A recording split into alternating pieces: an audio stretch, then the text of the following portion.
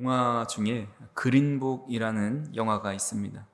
아마 보신 분이 있을지 모르겠지만 좀 나온 지는 된 영화인데, 이 영화는 인종차별이 극심했던 1960년대 미국을 배경으로 합니다. 이 영화는 도무지 하나가 될 수 없을 것 같은 달라도 다른 두 사람이 등장합니다. 한 사람은 뒷자리에 타고 있는 천재 흑인 피아니스트입니다. 그는 엄청난 부와 명예를 가졌고 박사학위를 3개나 가지고 있습니다. 숨소리조차 교양으로 가득 찬 최고의 상류층입니다. 반면에 앞에 앉은 사람이 이탈리아계의 백인인 토니라는 사람입니다. 그는 나이트 클럽에서 주먹을 쓰기도 하고 또 배운 것도 없고 입도 거칠고 하루 벌어서 하루 먹고 사는 지극히 평범한 서민입니다. 피아니스트 셜리가 미국 남부 순회 공연을 떠나면서 자신을 지켜줄 운전자 겸 보디가드로 이 토니를 고용하면서 두 사람의 동행이 시작됩니다. 처음에는 한 차에 타고 있으면서도 보이지 않는 거대한 벽이 존재했습니다. 사는 세계가 다르고 교양 수준이 다르고 세상을 바라보는 방식이 완전히 달랐기 때문입니다. 심지어 고용주와 운전기사라는 이 주종 관계에 있기도 합니다. 하지만 두 달이라는 긴 시간 동안에 좁은 차 안에서 함께 먹고 자고 두 사람은 끊임없이 대화를 나눕니다. 우아한 피아니스트가 거친 운전기사에게 아내에게 어떻게 마음을 녹일 수 있는 편지를 써야 되는지를 알려주고, 또 이 거친 운전자는 평생 손으로 음식을 집어 먹어본 적이 없는 이 피아니스트에게 맨손으로 프라이드 치킨을 뜯어먹는 재미를 알려줍니다. 온갖 환난과 또 어려움들을 함께 통과하면서 고용주와 운전기사라는 사이를 가로막았던 이 차별과 편견의 벽이 완전히 무너집니다. 그래서 영화가 끝날 무렵에는 이질적이었던 두 사람이 평생을 함께하는 가장 친한 친구가 되어 있습니다. 전혀 어울리지 않을 것 같은 두 세계가 만나서 진실한 우정을 꽃피우는 장면을 통해서 많은 사람들의 가슴을 감동시키게 했습니다. 이 세상에서도 우아한 천재 음악가와 이 뒷골목에 거친 운전기사가 가장 친한 친구가 되었다라는 실제 영화를 보면서도 감동을 주는데, 하물며 온 우주를 창조하신 전능하신 하나님께서 미물만도 못한 우리 인간과 관계를 맺으시고 친구가 되어주신다고 손을 내미신다면 이것보다 더 놀랍고 감동적이고 은혜가 되는 일이 어디 있겠습니까? 그래서 오늘 우리가 함께 나눌 이 40일 목적의 여정의 11번째 주제가 하나님의 좋은 친구 되기입니다. 그래서 성경을 보면 우리는 하나님을 다양하게 부릅니다. 전능하신 창조주라 부르기도 하고, 심판자, 또 만군의 여호와, 통치자라고 부르기도 합니다. 하지만 이 모든 하나님의 이름 중에서 우리의 마음을 가장 벅차오르게 하고 정말 하나님이 친근하게 느껴지는 호칭이 바로 우리 친구 하나님입니다. 인류의 첫 시작인 에덴 동산을 보게 되면 그곳의 예배는 복잡한 종교 의식이나 두려운 예식이 없었습니다. 오직 하나님과 사람 사이에 다정한 친밀한 관계밖에 없었습니다. 아담과 하와는 죄의식도 두려움도 없이 하나님과 깊은 교제를 나누면서 에덴을 건의를 얻습니다. 하지만 인간의 범죄로 그 아름다운 우정은 철저하게 깨졌고, 구약시대 내내 사람들은 하나님과 가까이 할 수 없는 두려운 심판자로 여겼습니다. 아브라함이나 모세, 다윗처럼 극소수의 믿음의 사람들만 하나님과 우정을 나눌 수 있는 특권을 가졌다라고 생각을 합니다. 그래서 성전 지성소 앞에는 두꺼운 휘장이 쳐져 있어서 함부로 그 앞으로 나아갈 수가 없었습니다. 하지만 예수님께서 십자가에 달려 피 흘려 돌아가는 순간에 이 모든 가로막힌 벽은 위에서부터 아래로 완전히 찢어져 무너져 내렸습니다. 대제사장의 율법적인 도움 없이도 언제든지 아버지의 품으로 돌아갈 수 있는 은혜의 문이 열린 겁니다. 더 나아가서 요한복음 15장 15절에서는 예수님은 우리를 향해서 이렇게 말씀하십니다. 같이 한번 읽어보겠습니다. 이제로부터 너희를 종이라 하지 아니하리니 종은 주인이 하는 것을 알지 못함이라.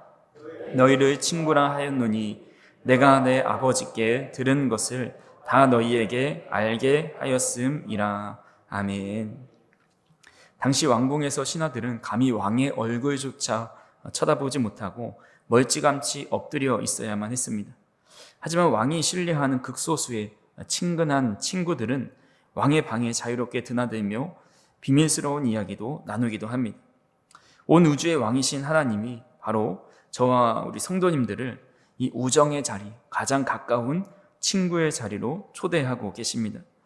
영원한 생명과 거룩함을 가지신 창조주께서 죄악으로 가득하고 세상 속에 방황하며 거칠어진 우리의 손을 꽉 잡고 나와 함께 인생의 동반자가 되고 동승자가 되어서 영원히 우정을 나누자 말씀하고 있습니다.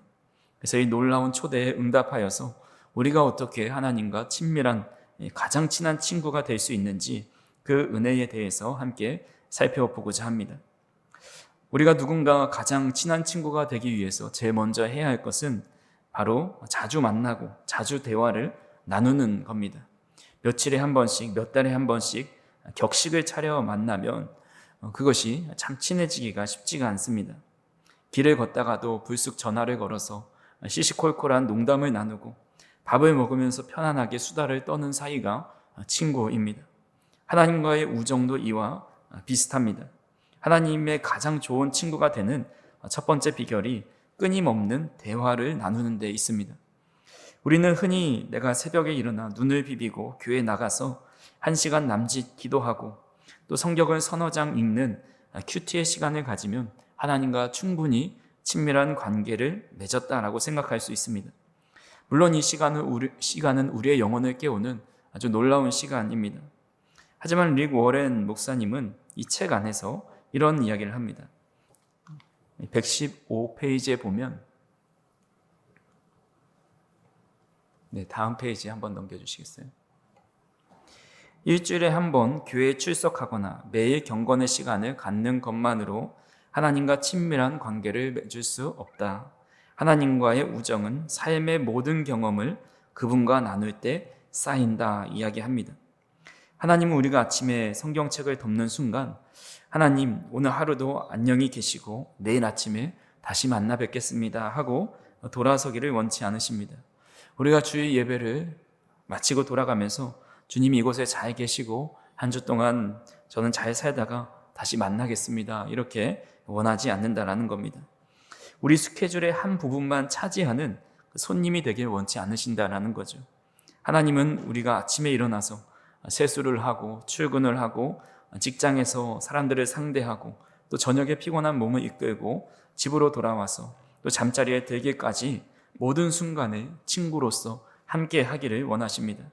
그래서 데살로니가 전서 5장 17절은 쉬지 말고 기도하라 말씀하시죠. 이것이 하루 종일 눈을 감고 방언을 하고 큰 소리로 부르짖는 그런 의미가 아닙니다.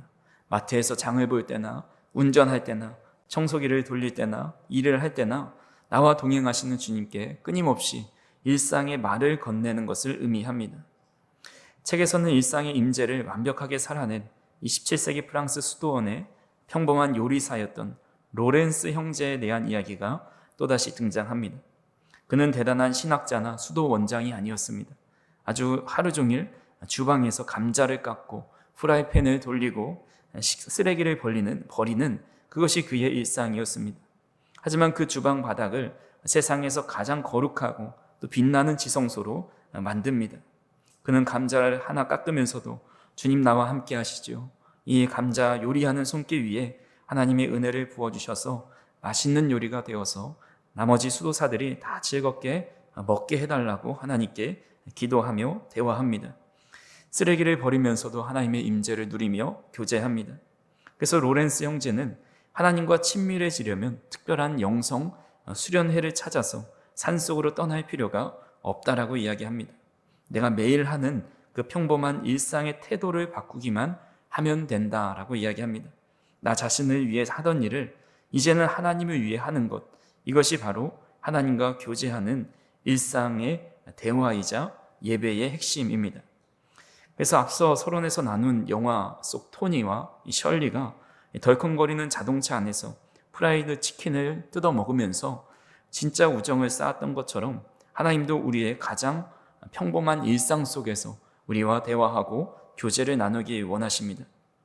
그렇다면 바쁘고 분주한 현대 사회를 살아가는 우리는 구체적으로 어떻게 끊임없이 하나님과 대화하고 또 기도할 수 있을까요?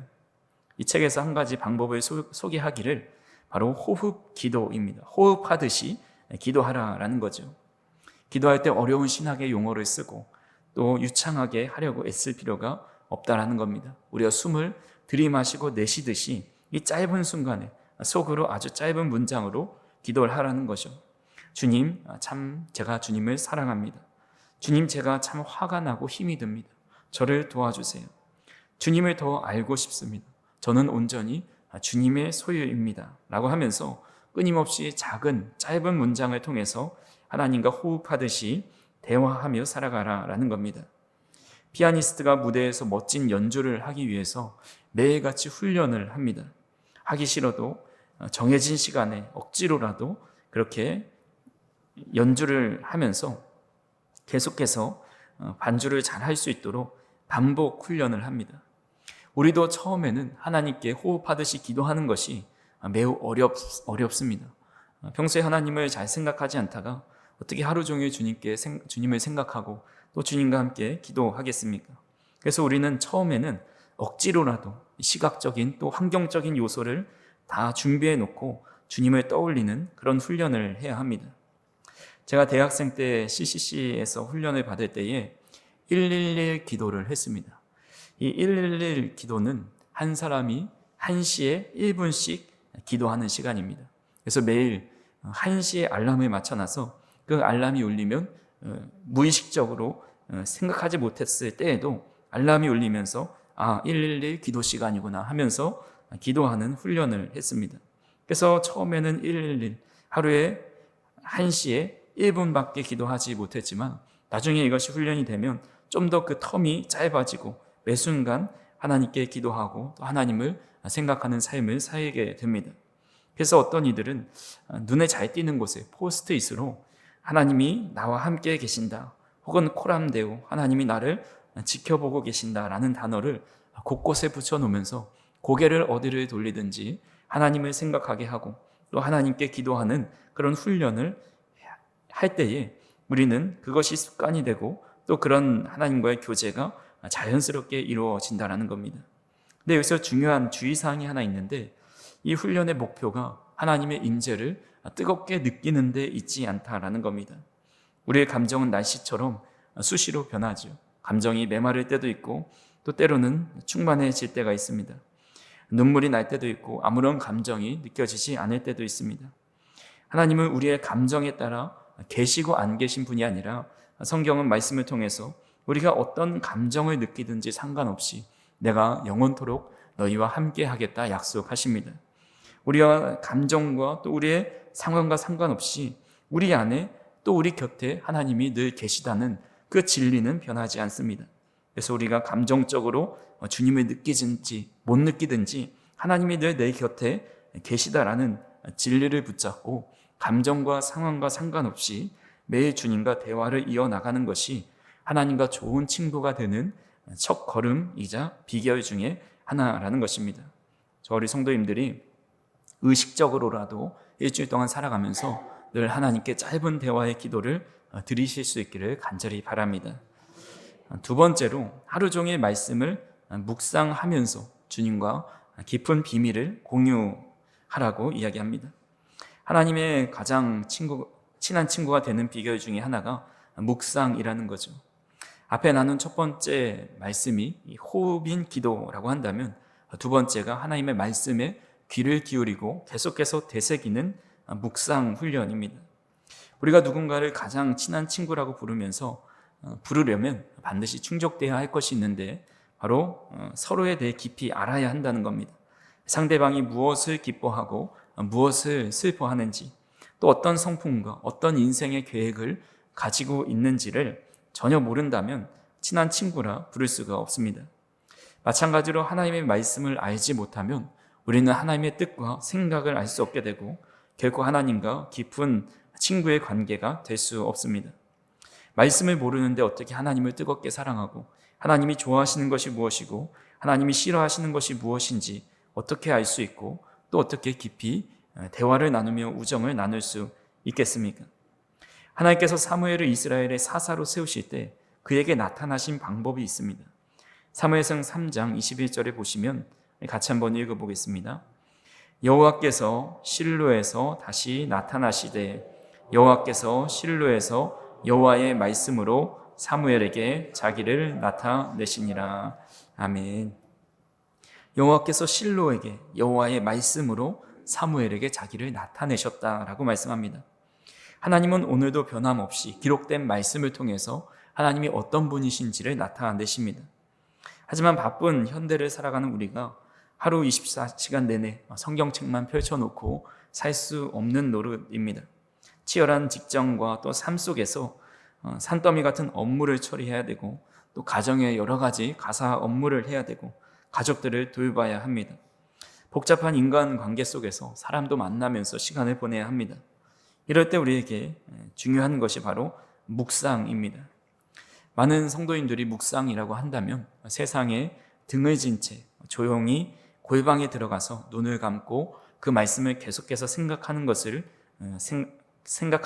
생각을 합니다. 아주 어렵고 특별한 영적인 의식이라 생각을 하지만 책에서는 이렇게 이야기합니다. 어떤 문제를 반복해서 생각하는 것을 걱정이라고 한다. 마음속으로 하나님의 말씀을 반복해서 생각한다면 그것이 묵상이다. 걱정하는 법을 안다면 묵상하는 법은 이미 아는 것이다 라고 이야기합니다. 우리는 하루에도 수십 번씩 걱정하고 염려합니다. 이번 달 갚아야 할 은행 대출과 또 카드값들, 내일 만나서 또 처리해야 할 여러 사람들과의 관계와 일터에서의 일들, 또 아이를 향한 여러 걱정과 삶에 대한 근심들이 있습니다. 그래서 아침에 눈을 뜨면서부터 밤에 잠자리에 들 때까지 내가 어떻게 할 수 없는 삶의 여러 문제들을 머릿속으로 끊임없이 되새김질하면서 걱정합니다. 묵상은 이와 같은 겁니다. 이 걱정의 방향을 하나님께 돌리는 겁니다. 내가 도무지 해결할 수 없는 문제들을 머릿속에서 계속 반복하는 것이 아니라 오늘 아침에 성경을 읽으면서 마음에 다가왔던 이 짧은 말씀의 한 구절 혹은 주일 예배 때 들었던 이 설교의 한 대목을 내 머릿속에 계속해서 되새김질하면서 생각하는 것이 묵상입니다. 세상의 염려를 내려놓고 하나님의 말씀을 계속해서 생각하는 것이죠. 그래서 출근길 안에서도 또 밥을 먹으면서도 또 여러 가지 이동을 하면서도 계속해서 속으로 읊조리고 또 마음속에 생각하는 겁니다. 하나님의 말씀을 더 많이 묵상할수록 세상의 걱정과 근심과 두려움은 그만큼 우리의 영혼에 차지할 공간이 사라지게 됩니다. 성경을 보면 하나님과 친밀한 우정을 나누었던 위대한 인물들이 나옵니다. 특히 욥과 다윗이 그 대표적인 인물이지요. 그리고 시편에 수많은 시인들이 그렇습니다. 그들은 하나님의 마음을 시원하게 해드리고 또 늘 주님과 동행하면서 친구가 될 수 있었는데 그 비결에 대해서 욥이 이렇게 고백합니다. 욥기 23장 12절 같이 한번 읽어보겠습니다. 내가 그의 입술의 명령을 어기지 아니하고 정한 음식보다 그의 입의 말씀을 귀히 여겼도다. 아멘. 또한 시편 119편 97절에서 시편이 이렇게 고백합니다. 같이 한번 읽어보겠습니다. 내가 주의 법을 어찌 그리 사랑하는지요. 내가 그것을 종일 작은 소리로 읊조리나이다. 아멘. 욥이 고백한 것처럼 정한 음식, 정해진 때에 먹는 음식보다 늘 주님의 말씀을 귀하게 여겨서 주님의 말씀을 밥 먹듯이 먹었다라는 거죠. 그 시인은 하루 종일 작은 소리로 그 주님의 말씀을 읊조리는 삶을 살아갔다라는 겁니다. 치열하고 바쁜 일상 속에서도 또 고난 중에서도 하나님의 말씀을 입술로 중얼거리면서 마음속에 깊이 새기는 겁니다. 아주 친한 친구들 사이에 특징이 하나 있습니다. 바로 남들이 모르는 비밀을 공유한다라는 거죠. 우리가 하루 종일 하나님의 말씀을 생각하고 묵상하는 습관을 기르면 하나님께서는 우리에게 가장 친밀한 자리로 초대하셔서 하늘의 비밀을 알려주십니다. 하나님은 친구와 같이 여겼던 아브라함에게 소돔을 멸망할 것을 내가 어찌 너에게 숨기겠느냐 하면서 그 계획을 미리 알려주시죠. 다니엘과 또 바울 같은 제자와 또 선지자들에게는 하늘의 은밀한 지혜를 깨닫게 해 주셨습니다. 오늘도 우리를 사랑하신 하나님께서 가장 각자에게 알맞은 복음의 비밀을 알려주십니다.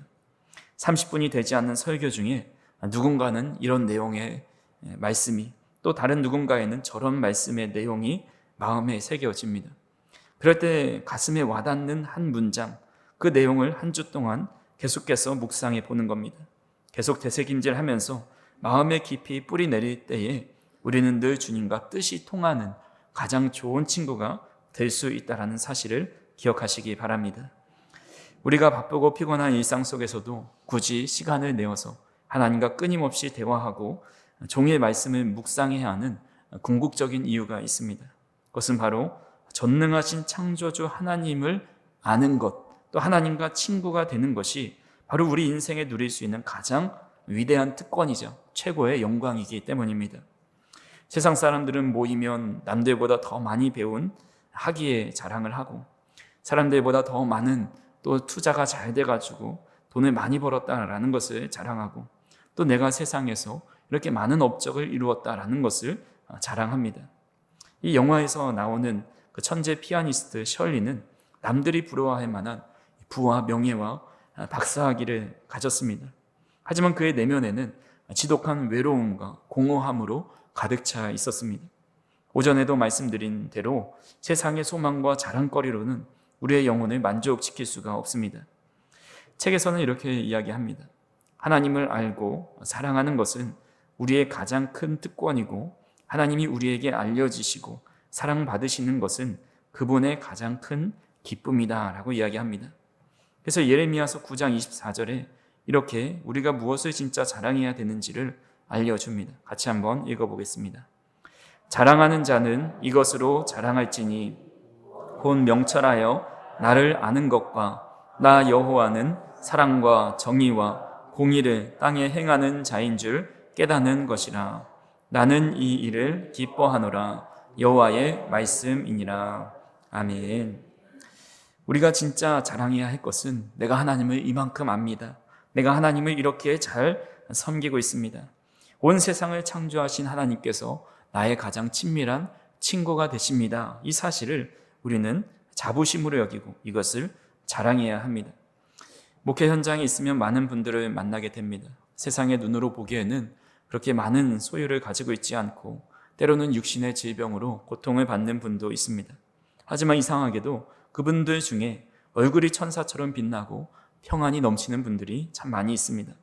그분들의 공통점은 평범한 일상 속에서 하나님과 우정을 나누고 내 안에 예수님의 생명으로 가득 채우고 살아간다는 공통점이 있습니다. 우리 옆에 계신 분을 한번 바라보시겠습니다. 평안과 기쁨으로 가득 차 있는지 한번 바라보시겠습니다. 우리 옆에 분하고 이렇게 인사하겠습니다. 얼굴이 환하십니다. 인사하겠습니다. 얼굴에 빛이 나십니다. 우리가 하나님과 교제하고 늘 친구와 같이 살아간다면 세상의 근심과 걱정이 우리를 사로잡지 못하고 육신의 질병도 우리를 낙심하게 하지 못합니다.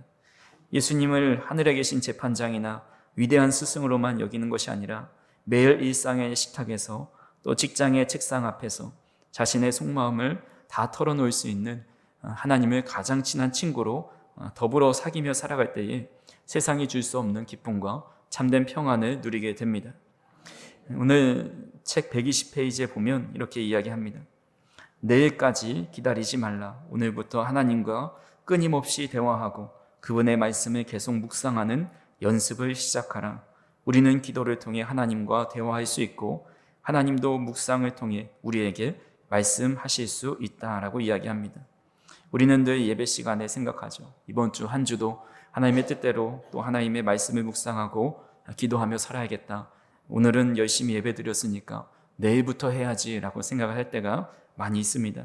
하지만 우리는 오늘 이 시간 예배를 마치고 돌아가는 순간부터 우리에게 주신 말씀을 되뇌이면서 한번 가시고 또 늘 짧은 호흡을 하듯이 우리가 하나님 앞에 기도하는 그런 호흡의 기도를 드리실 수 있기를, 지금 당장부터 드리실 수 있기를 간절히 바랍니다.